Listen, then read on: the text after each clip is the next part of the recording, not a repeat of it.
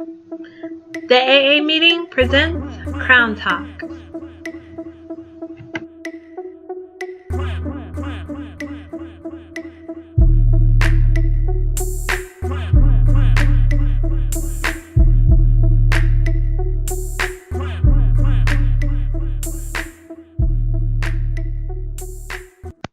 I am Rebecca, and I have the lovely, should I say Sugga Momma Alston? That's fine. Okay, speak up. Okay, so it's Mother's Day. Well, it's not Mother's Day, but it's May, which is Lupus Awareness Month. And it's also Mental Health Awareness Month. And we're also recognizing mothers this month. So I thought it'd be a great idea to connect with my mother, who push lupus awareness. Also, go ahead, talk. As well as mental health. As well as mental health. So we have a 3-in-1. I guess a 3-in-1 person. Yeah. Okay. So, what would you like people to know about lupus? Start from there. From a personal perspective, I would like people to know that actually lupus is more common now than people really realize. And one of the reasons that people don't realize that how common lupus is because it's very hard to diagnose. The way that it's diagnosed now is that by a process of elimination. One of the lupus taglines is someone you know has lupus. Which is very true. I know like more celebrities are being diagnosed with lupus as well. Right. And one of the reasons is because the way that lupus is diagnosed, it has changed. Right. And because of that change, it is being diagnosed more. And the treatment for lupus is changing. A lot of people, including myself, was diagnosed incorrectly. Right. You were a teenager. Actually, how old were you? Because we always knew that you were not feeling good, but we didn't know what was wrong with you. So I've had lupus well over 20 years. I'm not going to say how long because then I'll be saying how old I am. However, it was a struggle in the beginning because at the time it was not as widespread knowledge as it is now. Right. Social media has played a really big part in the awareness of a lot of diseases as well as lupus. Lupus is an autoimmune disorder. Right. I have been diagnosed with 5 different types of autoimmune disorders. Right. And with social media and celebrity coming out and hashtags, but as well as celebrities acknowledging that they have lupus and other autoimmune disorders, it is really bringing to the forefront and making people more aware that the hashtag someone you know may have lupus. Right. Yeah, because I remember, like, you're my mom and you have lupus, or you're going through the remission of it. But, like, when Toni Braxton came out, and I was just like, my mom has that. Right. And just saying, like, you know, it's not just, obviously, like you said, it wasn't common to hear about it until, like, unfortunately, celebrities come out. And they're like, oh, okay, well, now there's an awareness about it. So, that's a good platform, I guess, for social media. And I would say, like, for the younger generation, Selena Gomez has lupus. Yeah, she has lupus. Seal. Actually, the scars on his face, he said that those scars were from a form of lupus. Oh, you know that. Also, a lot of people may not know that Snoop Dogg, his daughter, has lupus. Oh, you're educating me today. Okay. So there are a lot of people that have lupus. Lady Gaga, she actually has disclosed that she's going through the process of trying to figure out whether or not she has lupus. So there are quite a few celebrities, and like I say, it is not as rare as it used to be. People have to understand there's different the thing about lupus is that it is not the same for everybody. Right. It is not even the same for the same person. Right. Which, yeah, because I know you have your ups and then you have your downs. Like I said, when we were growing up, we didn't know what was wrong. We just knew that you were always either tired or you were fussy, maybe because the chores weren't done. Either or it was just like a transition, like you said. And like you said, it doesn't, it affects people differly. So, yeah. Yeah, I have my good days. I have my good weeks. Sometimes I have my good months, and I'm very thankful for them. And it can change. It can change within 24 hours. It can change within 2 to 4 hours. Yeah. I can be able to walk, talk, run, skip, jump, hop, sing, dance, all of that. We prefer not to sing, but okay. I understand. And then the next day, which has happened, I can wake up and be paralyzed. Yeah, not moving on. And it has happened that I've woken up, and you know, we went through this. Yeah. That I was fine. I think we had a party the day before or whatever on a Saturday. Yeah. And I was fine, and we had so much fun. And then the next day, for whatever reason, I woke up. I could not move the lower part of my body. I was paralyzed. I was in the hospital for, almost 2 weeks. Yeah. And paralyzed. They could not figure out what happened, why it happened. And within those 2 weeks, I just started to have feeling in my legs. And within a month, I was back walking, talking, skipping, jumping.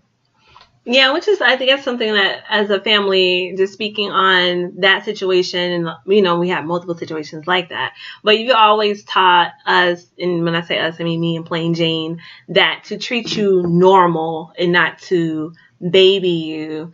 And I think you speaking on that now would just people understand how, you know, we don't baby you because you ask us not to, because you're a mother, basically. Right. And the other thing about it is, it's very emotional. One of the things that people say about lupus is, and I know I haven't given the official definition, because it's just a technical definition. However, it's an autoimmune disorder where the body attacks itself. It's called the enemy within. You have white blood cells that are used to fight disease in your body. Sometimes when you have an autoimmune disorder, your body gets confused and it attacks good cells. It attacks, it has, you know, with me, your heart, your lungs, your bladder. I've been partially blind. I've been... So it has attacked. I've been partially blind. I've gone through being deaf in one ear. I've had to have where my heart wasn't functioning correctly. So in and out of physical therapy. And the thing about it is that it's different for everyone, but it's different for the same person, because I can't predict, you know, when, where, how this is going to happen. That's what lupus is. That's what it does. It's a sneak attack. It's very emotional. That's where mental health comes in with a lot of people. Because honestly, at first you think you're crazy. Because it's your body. It's your body. You can't control it. You're going to the doctor over and over again. In the beginning, for me, because they didn't have the knowledge and the way that the testing they have now, there's nothing wrong with you. You're okay. No, I'm not okay. Okay, well, it's psychosomatic. No, there's something wrong with me. Which I feel like being a woman, and you know, I'm telling you something wrong with my body, and you're constantly telling me that there's something wrong with it, and I'm like, I know my own body.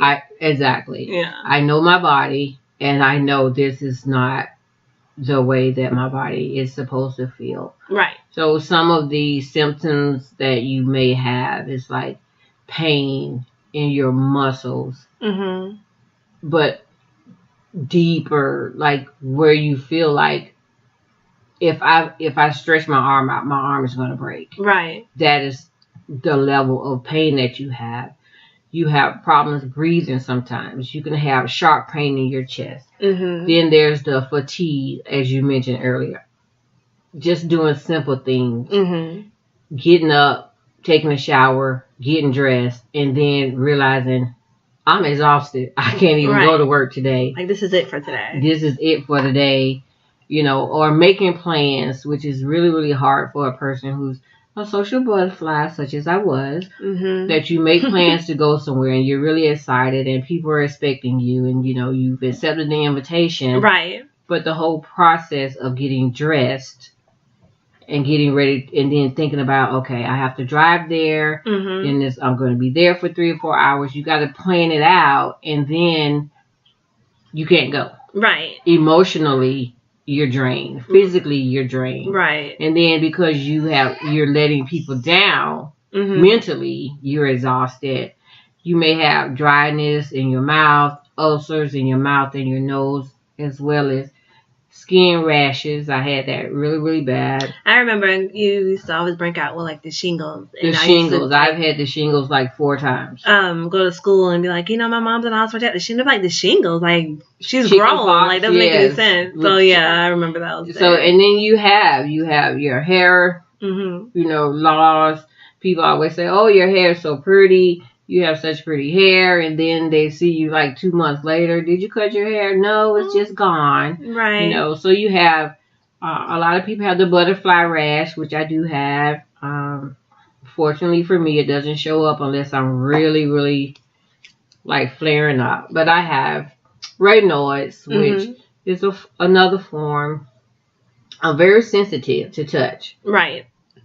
So when I go to social places, even church, I have to let people know, not today. Hey, not today. Right. And, you know, it's kind of, you know, people like, oh, so what, you know, we can't hug her, you can't shake her hand, but I have people around me, which I'm so grateful for, my family, you're welcome, my church family, my blood family, my friends, even when I work, my coworkers who understood, listen, today is not the best day.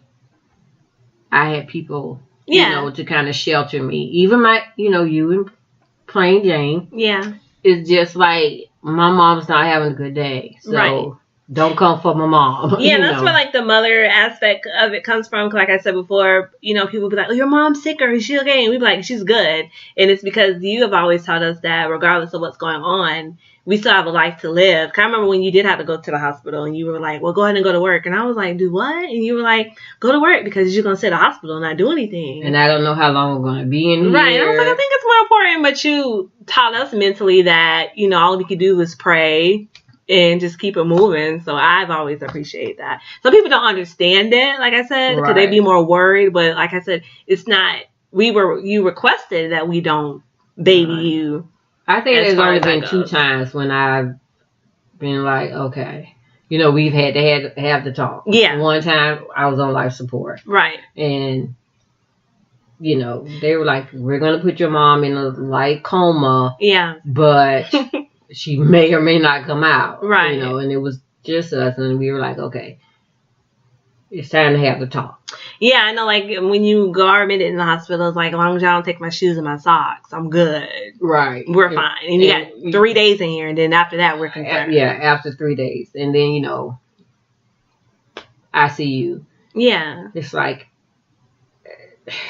it is what it is. I mean, 20 years in, you kind of get used to it. It's scary. It's very scary, you know, to not know what's going to happen from day to day. With your own body. But it is what it is. Okay. Well, I just wanted to bring some recognition to, like I said, you're my mother. I've seen you go through different transitions from a day-to-day basis, like you said before, where it's just like you're up and then you're down, and it's just like, okay, now we're in the emergency room within 72 hours. It can be. So I just wanted to really bring recognition on that. You also said mental health awareness is very important. I'm sure you have to mental health awareness balance. is very, when you have a chronic disorder, mental health plays a big part, and people do look at the physical, right? And physically, sometimes, physically I'm fine. When I have my good days, I have my great days. But knowing that this is a short-term thing, and knowing that literally, and I hate to say this in such a way, because it's the same for every person. Right. Literally everyone. All of us could die any day. Right, which is true. But being so I'm more consciously aware. Right. Of what can happen. Right. I've run the gamut. Yeah. And I worry more about how it affects you, your sister, your dad, and Bud, more so than how it affects me. Because honestly, I have medication to kind of calm my own nerves. Right. But I can't. Yeah, that's one thing I learned during counseling, was that you can't control your own thoughts, but you can't let your thoughts control you, per se. Right. So I understand what you're saying with that, as far as you trying to prepare yourself, but it's really on the outside of you looking in of what could happen. So that is very understandable. Yeah. So our last question, I didn't want to keep you. I know that you are, like you said, a social butterfly. So the opposite of me. So the opposite. Right.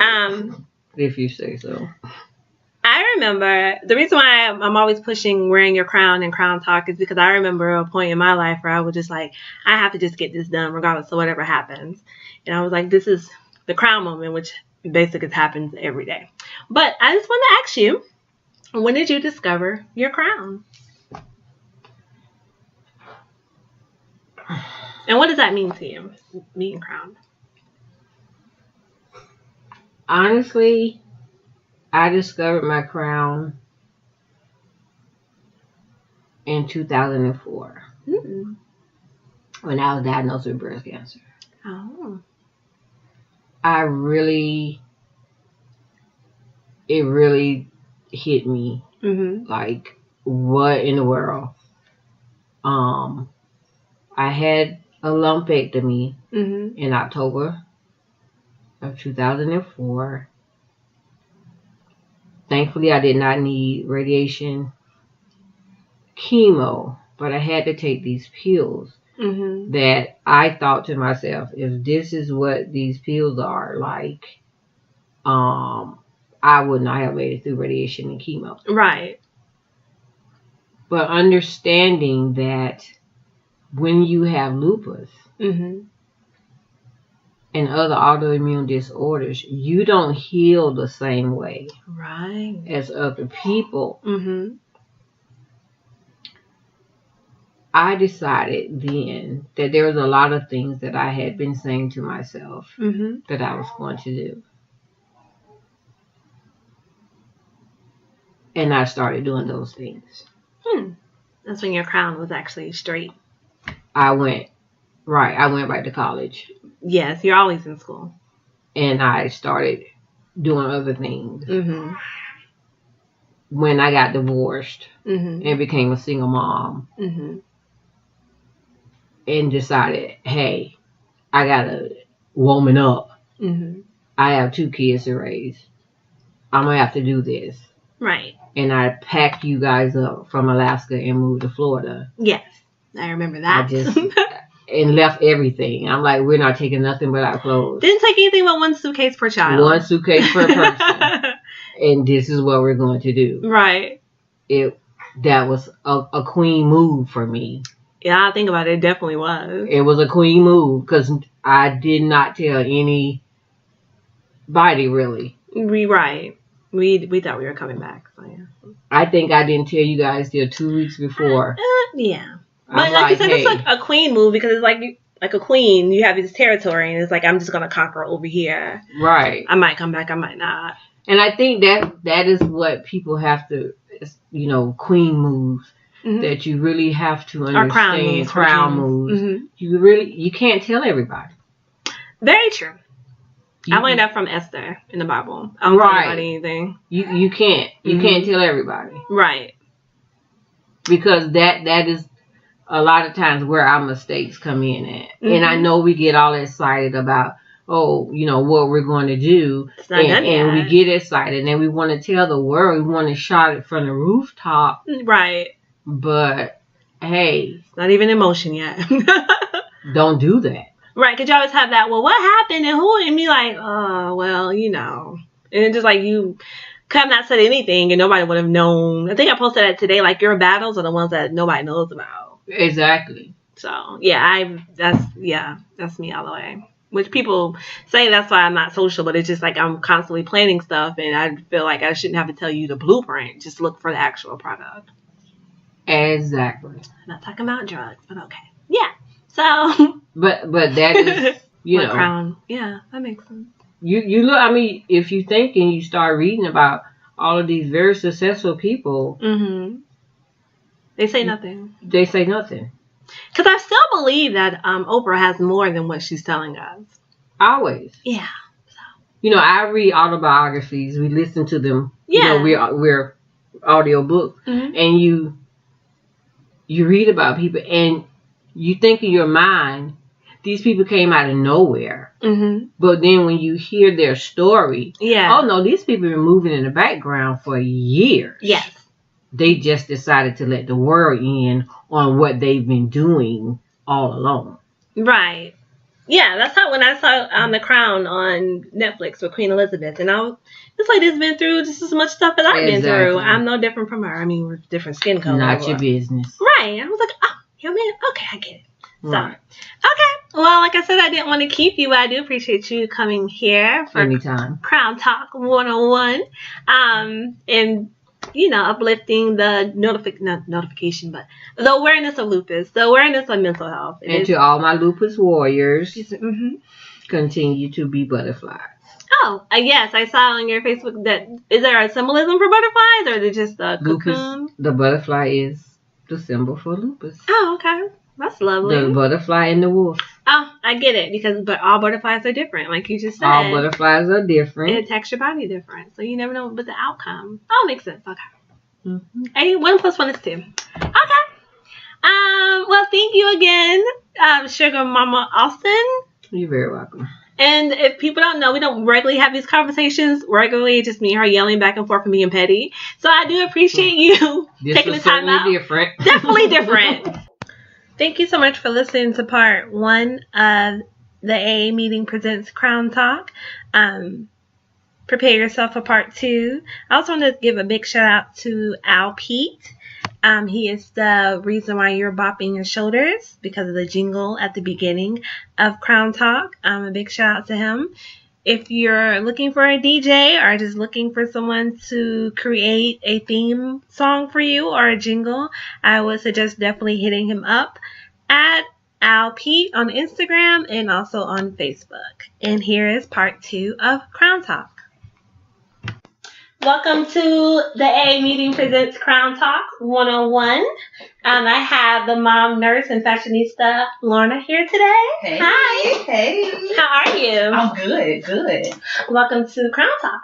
Thank you for having me. You're welcome. One reason why I reached out to you is because it's May, and there's so many things going on. You have Nurses Week. Mm-hmm. Mother's Day is this month. Mm-hmm. Mental health awareness. Yes. I talked with my mom about lupus awareness and a conversation about that. But I love your fashion. Thank you. Such an admirer. So welcome to Crown Talk. How are you today? I'm awesome. Great. Blessed to be here. Yay. I feel honored. Aw, thank you. That makes me feel special. I do. I understand that you went to go see B2K last night. How was that? Yes, it was good. I guess B2K is not the headliner, but everybody just automatically think about B2K. Right. But yeah, they had so many artists. Yin Yang Twins, Chingy, Mario. I just go back in time. Lord. Yeah, it really felt like good old high school days. Oh, okay. I had to sneak and listen to certain people because my mom did not play that. It was like Kurt Franklin and Yolanda Adams. When I leave and when I come back. So we had to sneak and watch. But I knew everybody knows I have a big crush on Mario. He still looks good. He looks good. And I follow him on Instagram. I'm just gonna DM one day and be like, hey, it's been long enough. About 16 years. Not longer than that. Golly. But yeah, I'm just like, hey, shoot my shot. Okay. Well, what did you want to talk about? You want to talk about Nurse Week first? We can start with Nurses Week. Okay. Yes. Well, thank you for being a nurse. I appreciate it. I saw your meme. It was like nurses like pick up like the nastiest stuff. Oh, girl. I like that. And I was like, this is so true. Yes, listen. I can tell you some stories. Oh, okay. Yes. Okay.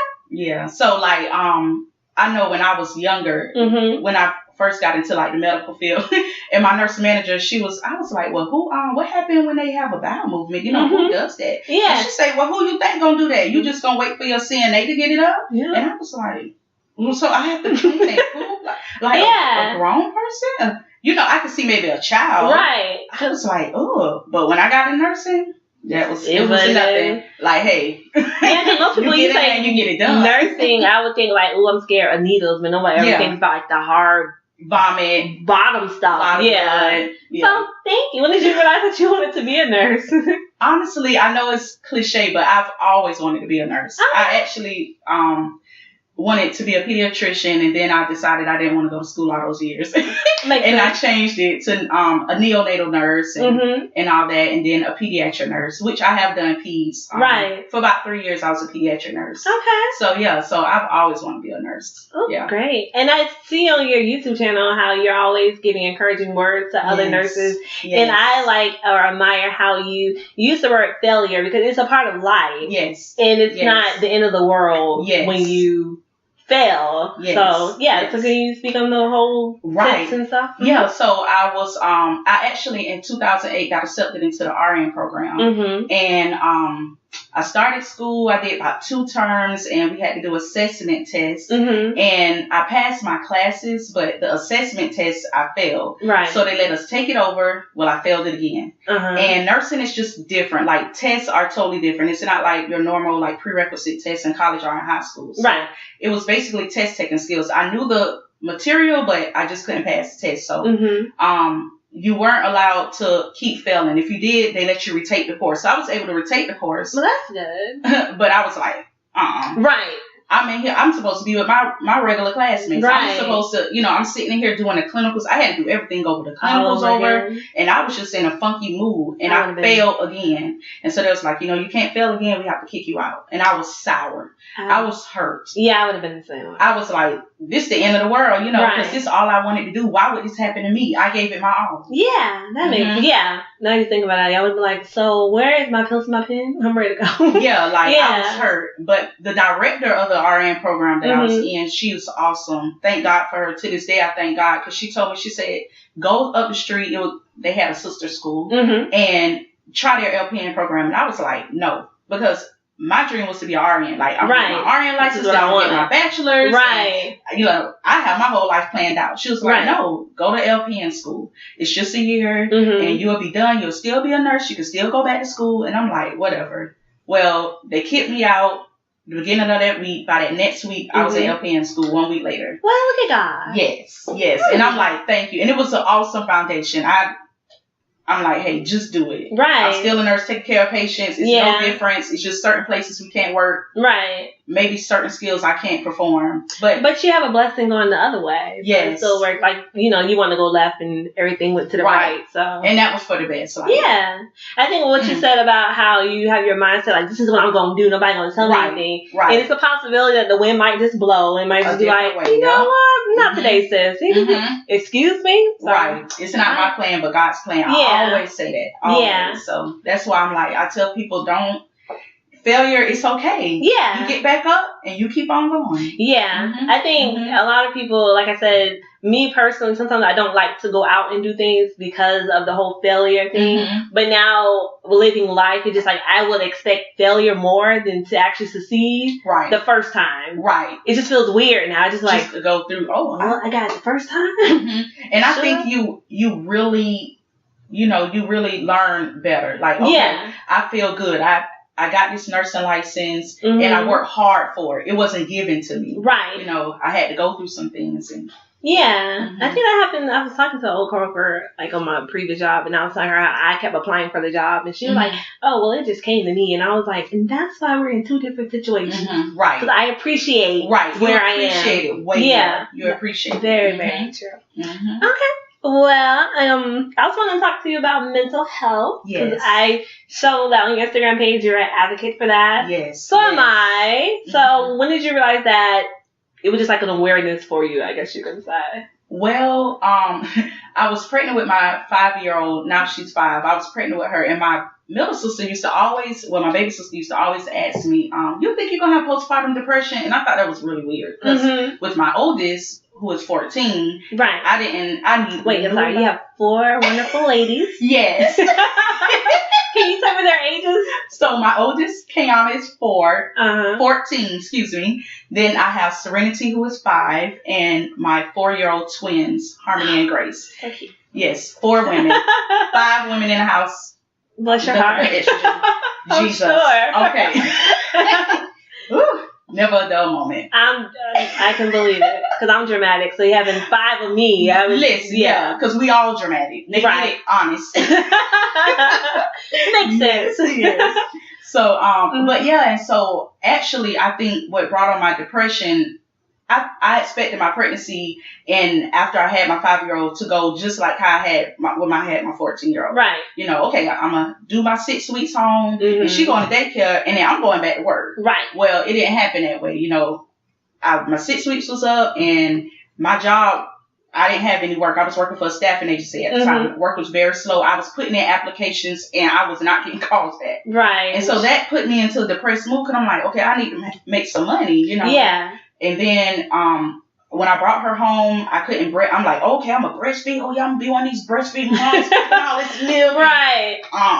It was a mess. It was a hot mess. And I had to go see lactation consultants, which were awesome. And we got my milk supply up. But it was just depressing because everything I thought how I thought again. Right. My plan. Yeah. It did not go accordingly. It was just a hot mess. And I was just starting to feel all these emotions. And I had read about postpartum depression and everything. But it was just like, it just put me in a down slumps and I was always crying and I'm thinking I'm putting on a mask, but my family knew. Let me tell you, that's the hardest thing to do. Like that was like fake it before you make it. Yes. But honestly, it's like you can fake it until you break down. Till you break down. And everybody just be like, well, what is wrong with her? Right. And like, I've been feeling like this for like it could be a year. Yeah. Or like you said, postpartum depression, that can last. It can last, yeah. So yeah, that whole thing about the whole like keeping your mask and trying to keep everything in, that can just the strong woman, trying to be the strong woman. That is to me, to be weak is to be strong. I'm learning myself because stuff I went through last year, I swore I was like, I'm good. Right. I got it. I got this. We don't cry over here. I'm proud. I got this. And then one day I was in the car like, I don't got nothing. Right. And you just break down. Yeah. Yeah. And that's what happened with me. And I just had to keep praying. And that's what got me out of that. But then 8 months later, I got pregnant with the twins. Oh, yeah. And that was a roller coaster. And I was in and out of the hospital on bed rest and everything. But what put me into, I wasn't really depressed. I was just overly stressed because I had 3 kids in diapers. Right. 3 kids with bottles. Oh, my gosh. Yeah. Starting back going to work. Also had a 14-year-old and it was very stressful. And I just told my mom one day, I was like, I'm going to check myself in, but I need to let you know where I am. And I would make sure the kids are okay. Right. But I never did it. But it was just like I was at my breaking point because I'm like, I cannot do this. Right. My twins were like medically needy. And then I had the middle child and the oldest child. And I was just stretched thin. Yeah. I wasn't eating and I'm trying to work and take care of them. And it was a lot. I have some stories. So I was like, this is too much. And then their daycare that my twins went to, they had a therapist for free every month. She would provide therapy for the parents and the teachers. Wow. And that was godsend. I'm talking about it was only once a month for 30 to 45 minutes. But that can help. And that was the best. Like, listen, I was counting down on my calendar. Okay, she coming. Right. I was counting down like, okay. When she coming back? Okay, you can keep it together. Yeah. You can keep it together. And it was literally her and me getting closer to God that helped me through that time. Yeah. We have to talk to somebody. And like you said, most people be like, I'm not going to spend money. Sometimes there are ways to have it for free. To go around. I went through counseling through my job, through the employee. EAP. Yeah. And like you said, I was like, hey, girl. I come back in 2 weeks, and she's like, okay, and it was so just nice to have someone that's not judging you, don't know anything about you. Anything, right. And honestly, to me, it was like I was telling her how I felt, and between me telling her how I felt about something, I would come to the conclusion of like, okay, I can't control my thoughts. And she's like, you can't. And I'm like, but, and then she's just like, well, but you can't have your thoughts control you. And I was like, you're right. That's deep. Yeah. Okay, very I'm done true. for today. Like, very true. Yeah, it was like little things that she would tell me. You know, it's like your therapist would tell you. This is like, oh yeah, that like your Oprah moment. You just like that makes so much sense. And it's like you live this every day. But it's like you so cloudy in your mind because you're doing so many things, and it's just like nothing's making sense to me. So. That's really, really great. Yeah, you can get to our listeners out there. There's always a way to get a counselor. It doesn't have to be like a psychotherapist or getting. I think most people are like, I don't want to be on medication. You don't have to be on medication. No. Just talk to somebody. Just talk. A lot of times that talking is somebody guiding you along. You know? But don't hold it in. No. That's the worst thing. Coming from two crowned women, do not hold it in. It could be very, very dangerous when you hold it in. I was talking to one of my friends, and we were talking about like the whole prison system, and I said, well, most women that are in the prison system, it comes from them holding it in to the fact where their men have made them so upset. I'm gonna grab my gun. They go off. They go off. I'm just done. So don't go to that point. To where talk to someone like you said, 20 minutes, 30 minutes. I think mine was like 45 minutes. But after that, I was just like. Okay. I know for at least the next time I see you, I should be fine with this one little thing that you told me. Right. Yeah. So kudos to that. Yes. And then your 4 lovely kids. I just want to say they're just so cute. Thank you. And I said that you're like a budgetista, like you just. Yes.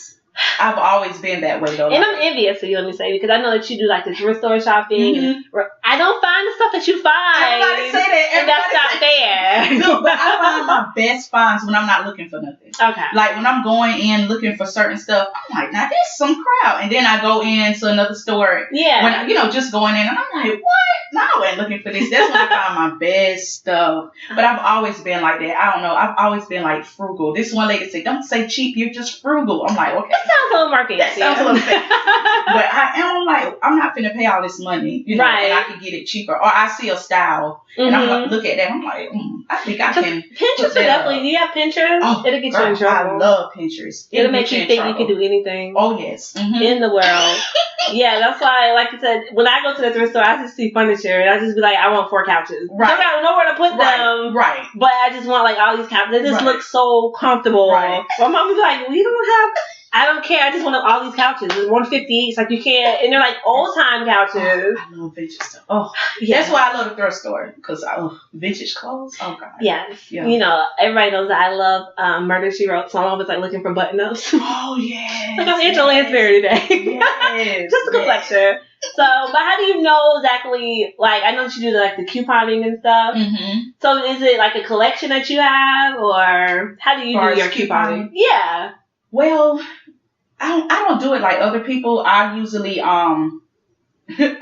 see what I need. Like I write out my grocery list, and then based off my grocery list, that's how I coupon. Okay. Now stuff like toilet tissue, paper towels, and laundry detergent stuff you're gonna use, I coupon on that.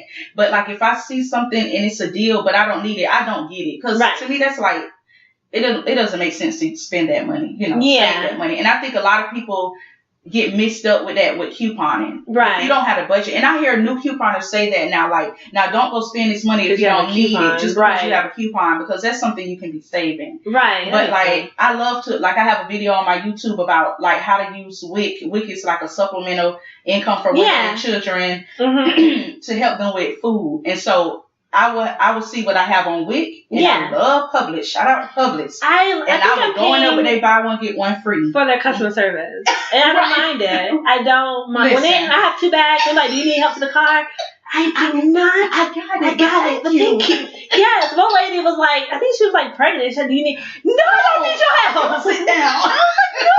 Like, who would actually take my stuff to the car? Right.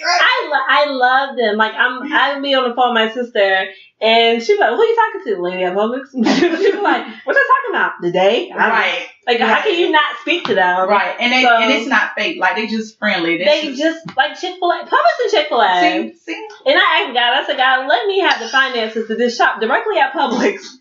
And he got me there. I'm trying to get to Target so I can leave Walmart alone. We're not there yet. I gotta still go to Walmart. But I just want to shop at Publix directly. But like you said, they have good savings. Yeah, and then you have the buy one, get one free. Now, I am a sucker for that because I'll just get it because it's buy one, get one free. But hey, it's free. Like, if you need it, especially, hey. Right. Yeah, because I know you have the 4 children and you, so it's more helpful that way. Me, I just be like, I just need an extra one. Right. It's free. Like, what are you going to do about it? Later. Yeah. So, but you were saying about like the wick and how you line it up with the couponing? Yeah. So like a lot of times the cereal is buy one get one free. So I could get the WIC cereal for free, and then they'll have an item that wouldn't be WIC, that'll be a non-WIC item. Right. And I'll get that for free. So it's like I'm getting 2 free things. Yeah, can't lose. Yeah, so I stock up like that. I do a lot of that. So that's good. Yeah, your YouTube page is like really knowledgeable. I don't have any. God did not find me responsible enough to have kids. I have 2 animals, which I said this morning. Your babies. My babies. One had me up at 4:30. Something smelled right in the water, and I figured out what it was. And I was like, this is no different from changing a diaper. Right. Pretty much. But I'm always giving kudos to mom. Like I said, I'm fine with the whole not having kids thing. I recognize mothers. I bless your heart. I think about having kids and my anxiety goes up, and I'm like, when the time comes for me to have a dude that would just put up with me, number one, then have a child, I'm going to retire. So I'm not going to go back to work. As soon as I find out I'm pregnant, let me put in my retirement papers. I'm like, only 1 month. I don't care. We just still stay home. So shout out to the whole mother thing. Thank you. I did want to talk. Did you hear about Ayesha Curry and the whole insecure thing? How do you... At first I didn't. I'm like, what is everybody talking about? But I heard it playing on the radio yesterday, and they were saying, you know, if you have a husband, I guess one thing with me, women shouldn't lose themselves, even in relationships. Right. And women shouldn't. And I think with her, maybe she was like, excuse me. She feel like, you know, yes, I'm married to a fine man, a very successful man. But it's like, okay, I don't know if her husband don't, you know, say she look good. Because, you know, you get with somebody for so long, for a while, you may forget to do, and it's little things like that. So maybe I think maybe that's what she's saying. You know, of course, yes, I'm married to a very successful man. I'm a very attractive woman. Right. But, you know, nobody don't be looking at me like, do I still look good? You know, that's what I got. And I don't know, a lot of people jumped on it, but I didn't see anything wrong with it. She was just expressing herself. Right. Like, well, I mean, but I don't know. I can't understand where she's coming from. Me too. One thing I will say is that I think men be trying to understand women, and sometimes you just don't understand. You're not going to understand. And it's okay. Like, don't try to like add up the math. You're like, well, you know, she married to a billionaire. Yeah, that's not what. And then like one person was like, well, you know, she just wants somebody like to hit on her because, you know, married men or when men care about women being married or whatever. I understand where she's coming from, because when I was in a relationship for like a very long time, and I was like at Walmart, and I was like, well, dang, like, if I'm not in this relationship anymore, who else will find me attractive? Right. That was like the whole thing. It was like, you know, I look good. I'm feeling myself today. Yeah, but it would just be nice to have like a stranger, not an 85-year-old man on the scooter in Walmart, talking about, hey, babe, not that type of attention. Right. That's cute. That's cute. I don't need that. Girl. Don't need to know about your, you know, what type of pills you popping today. Right. Not that. But just, you know, a nice guy say, hey, you look nice. Like, oh, okay, thank you. And I can go home and be like, by the way, someone sound look cute today. But, you know, I feel like men was like trying to make it more than what it was, because they would never understand how this felt. Like what we were saying earlier, being a woman, the word is stressful by itself, because we're constantly having to It's a big role. Right. We have to reassure ourselves before we walk out the door that, okay, I look good today no matter what. I'm going to hold myself together no matter what. And it's just like, you know, you may get to work running your eyelashes and fell off in the parking lot and just be like, okay, I'm going home today. I can't do it. And it's just be like, well, what happened? I hit my eyelash and I almost stuck on. So I'm just sitting here. Well, what's the big deal? Right. Like, calm down. Okay, right. I have mink on one eye and nothing on the other. And just be like, well, what's the problem? And that's what men be like, so you finna go home? Oh, yeah. I can't get my life together. So, yeah, that's something that was frustrating me was like she was vulnerable and put herself out there. You know, some women were calling her names and stuff. I'm like, it's so, you should understand. Like, just like she said, it's mental health awareness. I'm just making it aware that sometimes I do have an insecurity. Because like I said, when you're alone by yourself, you're not thinking about, maybe she wasn't a buzzer. You're not thinking about, okay, my man is his basketball player. He had this much money. You really just think about yourself. And just say, no compliments today. All right, well, try again tomorrow. Right. So, that was just, I was like, men don't have to understand everything about a woman. Because we don't understand everything about a man. Right. You lied to us, you cheated on us, and then sitting there like, I didn't do it. The evidence right here. And right here. Right. Blueprint here and here. And they just be like, I wasn't there. I have Instagram photos. Like, what are you doing? So, and for me to try to sit here and explain to a man, like, I see you right here. It's no different than trying to understand Ayesha Curry. And her husband came back and did say, you know, I support you. Okay. So, but they've been together for like, I don't know, since summer school or something. They've been together like a very long time. Oh, wow. Okay. I mean, Steph Curry's a nice looking guy, but the money, I think, kind of, you know, enhances. Right. Which is not coming from a gold digger, but I'm just like, hey. If anybody holler at him, I'm sure it's because of those two things. Right. But the money's probably on the top, more than likely. Okay. So, was there anything else that you want to talk about here on Crown Talk, or anything you want to bring up? Well, I just want to talk about my name, Mom Nurse. Yes. The Mom Nurse and Fashionesta. Yes. So, of course, I'm a mom. We talked about that, a nurse and fashionista. And the reason why I incorporated all that together, because I feel like that's what I represent. Yes. Like, I want to encourage moms, like, just because you're a mom, don't lose yourself. Always follow your dreams, whatever your dream was. Yeah. We're all in this together. We may parent differently. Right. We should support each other. Don't mom shame each other. I see a lot of that on social media. I don't understand that. I don't either. We all going to parent different. Like, I parent different from my mom, from her generation. And it's younger moms than me. I'm in my 30s. Younger moms in their 20s. They're going to parent different. All of us are different. We're in different situations. I'm single. I'm not married. And you have some moms that are married. So everything is different, but at the end of the day, we're all moms. Yeah. We need to support each other. Right, like you said, because I have a nephew, and my mom treats him totally different from how she used to treat us. Oh, yeah, the grandkids. I was like, he still ain't got no weapon. He's 14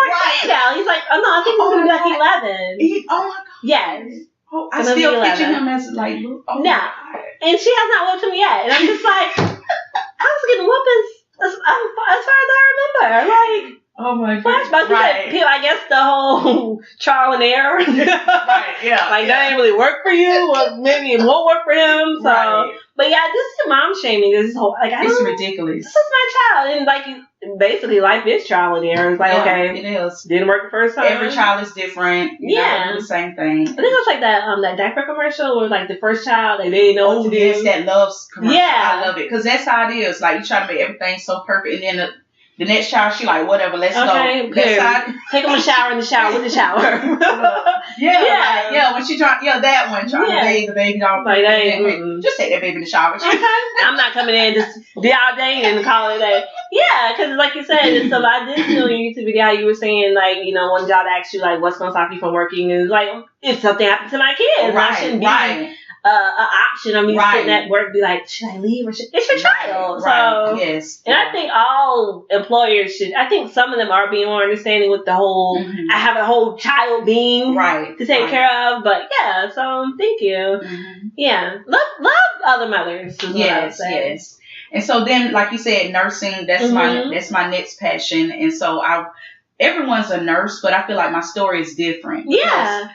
A lot of women on YouTube, they're single nurses, and so I feel like, okay, well, we all nurses. They went to nursing school. Their situation was different. Like, I'm going back to get my RN, but I have 4 kids in total, like right, who are in school, in daycare, middle school, elementary school, daycare age. So I still have to be a mom with them and also try to do my studying. So you're and focus on yourself. Yeah, and so I want to encourage other moms, don't let that stop you. Right. Still go back to school. Okay, well, this is how I balance, going to work and functioning as a mom at home and have to sit and study. So that's why I want to put my story out there and encourage moms. Also with me failing school, because that thing hurt me. Now I thank God for it, but it really hurt me. So I want to encourage, hey, don't let nothing stop you. Which I think is like a phenomenal story, like you said. And I haven't learned how to embrace failure because my thing was like, either I'm going to do it, I'm going to succeed, or I'm just not going to do it. We're not going to waste time. I love that. Yeah, and that's what it is. Before you know, you make up all these excuses and time just passed you by. Yeah, I should have did that. So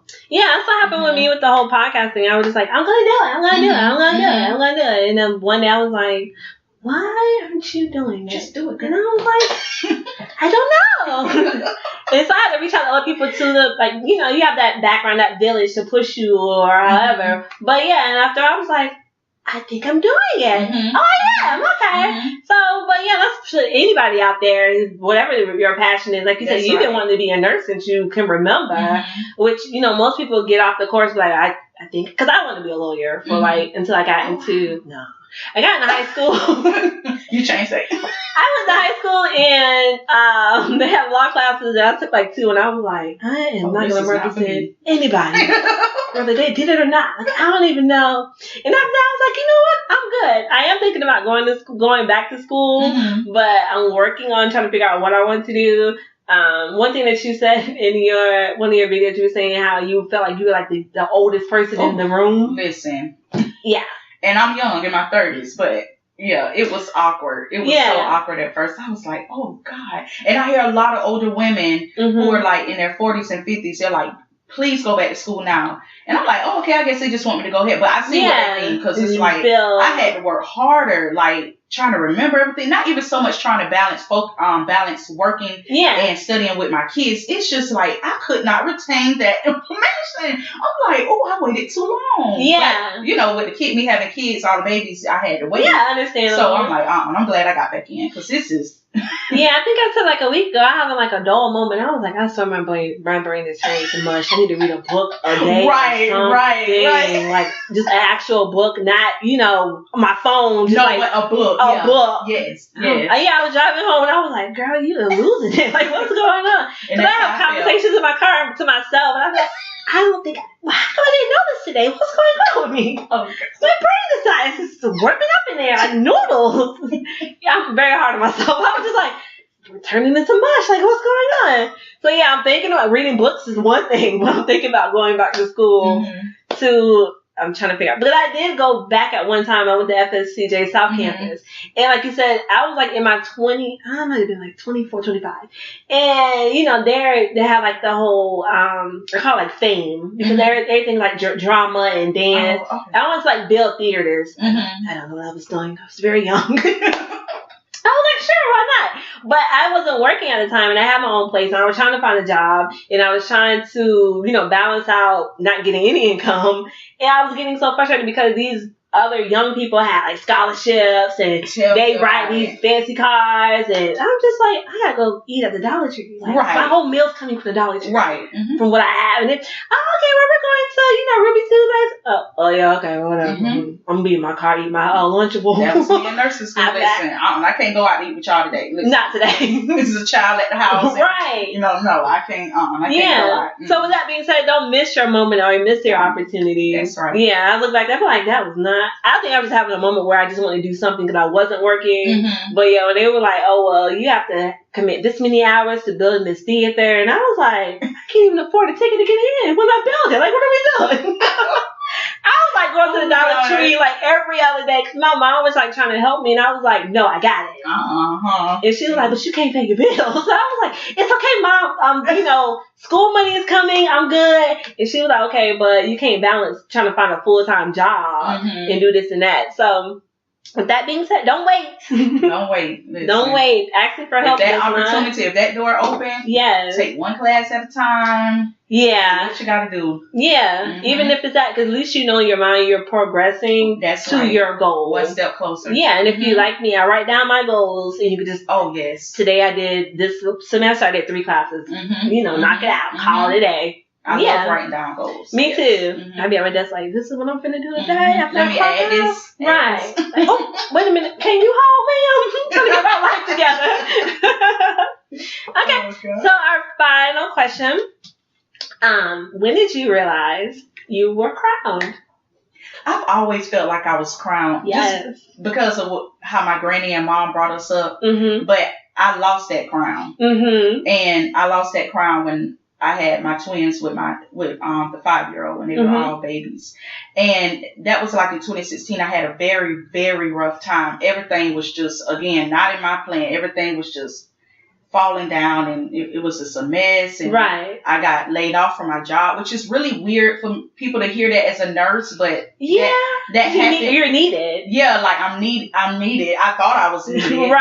You know, and yeah, that was a hot mess. And I went and tried to apply to so many jobs and nobody, I put in applications everywhere. By that time I had been a nurse for 6 years. So I had a lot, about 5 years. I had a lot of experience. And I'm putting in job applications left and right, literally. Nobody was calling me back. That's the worst. And it was just a depressing time. And I talk about that on my YouTube video, how I almost got evicted. It was, and that was ugly because you have to watch that video, but it was just ugly the way my landlord did me. So then that was just a stressful time. And I just felt like I was just losing myself. To look at me, nobody would know that stuff. Because my mom always taught us, no matter what's going on, you get up, you get dressed, and you put yourself together. But as well, I had to take care of the inner me. Yeah. Because to this day, my kids would say, "Mom, you happy?" And when they started saying that, I was like, what? That will mess up. When people be like, how are you? And you really think about it, like, oh, like, what? Like, sometimes you just can't say, I'm okay. Yeah. Yeah. And that took me back. I was like, what you mean? Because I'm thinking, kids, they don't see stuff, but they know. They know when mama not okay. Yeah. You happy with us? You happy? You okay? And I was like, yeah. And that's when I knew. And they started saying this recently. And that's when I knew back then I wasn't okay. Aww. And I lost my crown. Right. But I got myself together. Yes.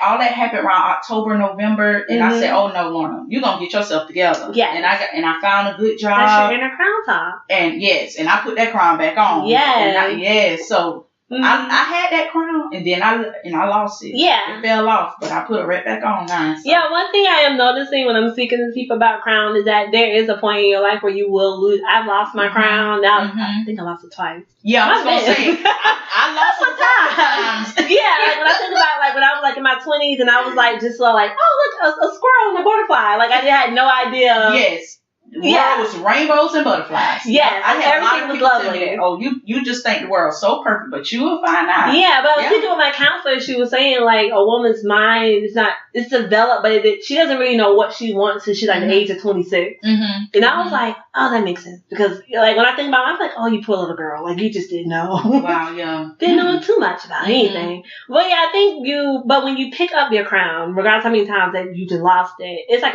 the greatest feeling. Yes, it is. It's like I got Jesus.